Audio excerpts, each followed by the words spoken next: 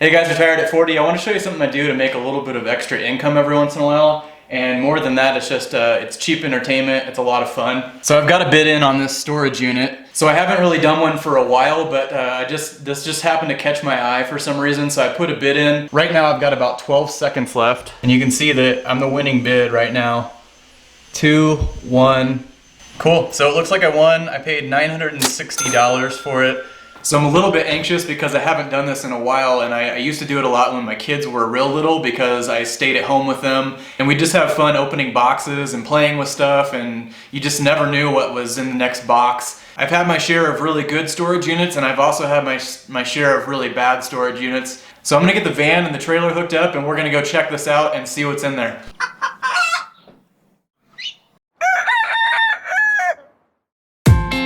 All right, next we need to get some greenbacks. For you youngsters, that means money. Benjamins.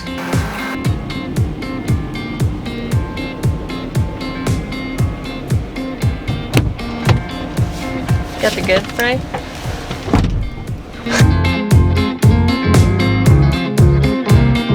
So we're all paid up. We've got the gate code now.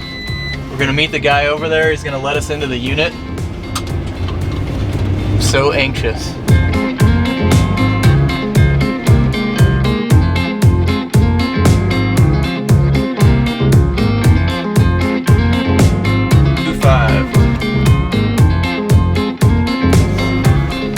There it is. Got the blue lock on it. Care if I video? Oh, go ahead. Okay. I think you'll do well. Yeah. If nothing else, we'll have fun. Exactly. All right. Thank If you you. need anything, just holler at us. Okay. Have fun, guys.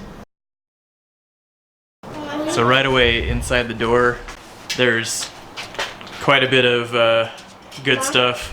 This propeller is what I had my eye on. Those go for like $400 or $500.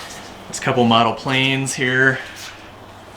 There's some die-cast little engines for planes, a metal detector, and there's tons and tons of mystery boxes.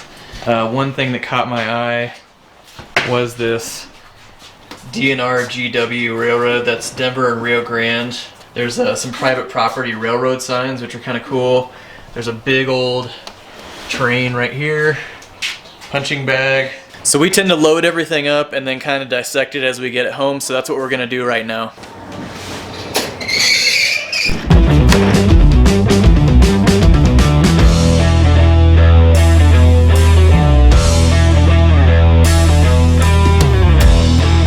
So my first impressions of this unit are pretty good. There's a lot of good stuff just from our first glance. I think it's gonna be a really good unit. I think there's gonna be a lot of good surprises in it. I've got a really good feeling about it. But I'm gonna get everything unloaded and kind of sorted out, and we'll go through some of the things that I find, and then we'll open up some of the mystery boxes. So all of these boxes, they're all train stuff. So I've had a chance to kind of go through everything real quick, and the first thing I like to do before I start going through boxes is go through the really obvious stuff, because I like to go and try and find how I'm gonna make my money back. So this is a big steel train that it's a mailbox. I'm sure some kind of train lover person, they'd love to spend 50 bucks on that. I looked up this Piper Cub. This is unassembled, and quite a few of them sold on eBay for just over 200 bucks. This narrow gauge set, this should be worth $100 to $150. These are super cool. I found these hiding behind some other stuff. It's no trespassing signs. These ought to be worth, I don't know, 50 to 100 bucks a piece. Any railroad collector would love to have these. This plane is an older one, but it ought to be worth about 50 bucks.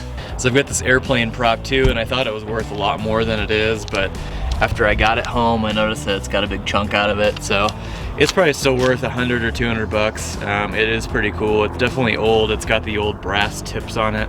So that breaks us even. So what does that mean? That means that I scored big time, because I've got all of this. I've got all of this. And I've got all of this, and I know for a fact there's some real good boxes in here because of how they're labeled. So we've got these two bikes too. They ought to be worth 50 bucks. So this is pretty cool. I did some research on this, and it would be for a signal person or a flag person on the caboose. This one actually has the flag in it, and then in this box would actually carry flares, or I believe they call them torpedoes. This one I'm gonna have to do a little research on. I can't find a price, but I have found a couple of them that are exactly like it. Got a couple radiant heaters. Cold season's coming up. Those ought to be worth 40, 50 bucks. So there's a jacket and some coveralls, and I always check the pockets on everything because people stash things in strange spots. I had some mid-century modern chairs. I pulled off the cushions and found $300, three $100 bills. Nothing in these. Nitro motor for an airplane. It's worth about $250. I think that should be worth 100 bucks. Got a punching bag, that ought to be worth 25. Got a nice camp stove, a propane burner. It's got some random tools and 3 sets of tire chains. All that stuff's probably worth about 75 bucks. The JL audio amplifier, those are selling on eBay for like $50 to $75. The best part about it so far is that's all the garbage that came out of here. This unit's turning out to be quite a gold mine.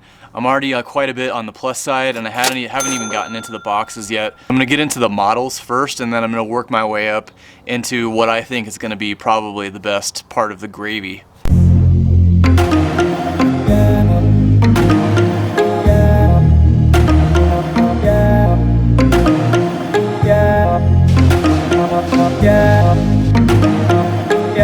Holy models.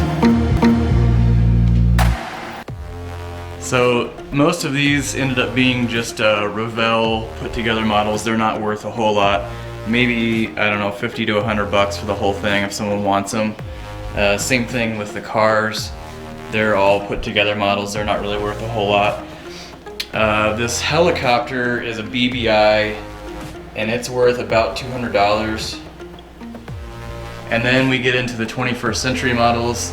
This stack right here is about $450, and all of these planes are all 21st century. They're all probably worth about 30 to 50 a piece.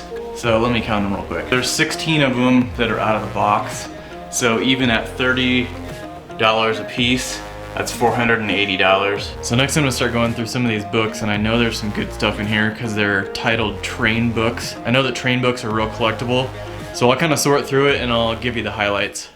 So I had a chance to go through all the books, and as I expected, it was just a total treasure chest. Lots of books that were just kind of hard to find stuff. It's out of print. Quite a few books that were like 300 bucks a piece. Quite a few sets. Here, I'll show you. So these 2 boxes were full of publications from 1979 till current almost. So you've got close to 40 years worth of publications. So take 40 years times $25 to $30 per year. And then there's quite a few boxes like this with, you know, 20 books in it. They're all $20 to $30 a piece.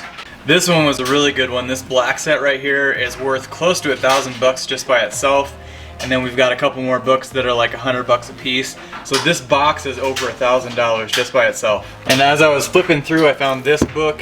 It's something that's out of date, and it was a small publication. This alone is $350. And then I've just got random stacks that I've sorted out of different types of books. They're all 20 to 30 bucks a piece. I've got boxes that I haven't even gone through yet. This set right here was $130. All these little books here are like 20 to 30 bucks. And then I've got tons and tons of just out-of-date publications. Now that I've had a chance to go through all the books and the magazines, I'm gonna tackle the last big section. We've got buildings and freight cars all along here. These are all engines and locomotives, so that's kind of where the money's at. So I'm gonna get that all sorted, and then I'm gonna show you what I found. And I know for a fact there's a really good box in there because it's labeled brass trains. A few years back I sold an enormous model train collection, and the brass trains just command a huge amount of money. So I'm gonna save that for last, so you're gonna have to stick around to the last of the video to find out. I got all of the locomotives and all of the freight all sorted out, and there is easily a couple $1,000s here. And then I've also got all of my rolling stock separated, and the buildings. These 3 boxes are full of unopened buildings. That's easily another 1,000. I've got 3 boxes of repaired locomotives. Those should easily bring $300 to $400. I've got lots and lots of odds and ends and paperwork from the locomotives. That's another couple $100. But what I'm most excited about are these 2 boxes right here, and I'm gonna show you why. So I know my trains pretty well, and anyone that makes a special box to have foam that makes everything ride real nice. There's got to be something really, really good in here. And these are N scale. They're all hand painted. Someone put tons and tons and tons of work into all these. I've only opened the top one, so I'm not sure what all is in these, but yeah, just more of these N scales. It's easily another $1,000 just because these are all hand weathered, hand painted. So this is my final box. And this should be the mother load because it says brass trains. And I lifted it up and it's extremely heavy, so it probably is brass trains, which is awesome because brass trains are extremely expensive. And I can already see right now, just off the top, these two brands, they're expensive. So I'm gonna go through this real quick. So definitely some expensive trains here, but I saved the best for last. Because this box right here is about $2,000 just by itself. These are all brass trains, completely unrun. Well, it's been a while since I've done a storage unit, probably at least a couple years, but this was a killer unit. Probably one of the best, if not the best I've ever bought. I mean, I don't think I'll have a problem, probably 8 to 10x on what I spent for the unit. I will say though, I've had my share of crappy units in order to get to this point, and I've bought lots and lots and lots of stuff that I just instantly regretted buying. But this kind of unit makes it all worth it, going through people's dirty mattresses and dirty underwear and dirty socks, because every once in a while you hit the mother load like this one. Make sure you take a moment to subscribe. You get to join me and my family on our journey through our retirement at the age of 40. In the meantime, this is Retired at 40. Remember to live life simple. We'll catch you next week.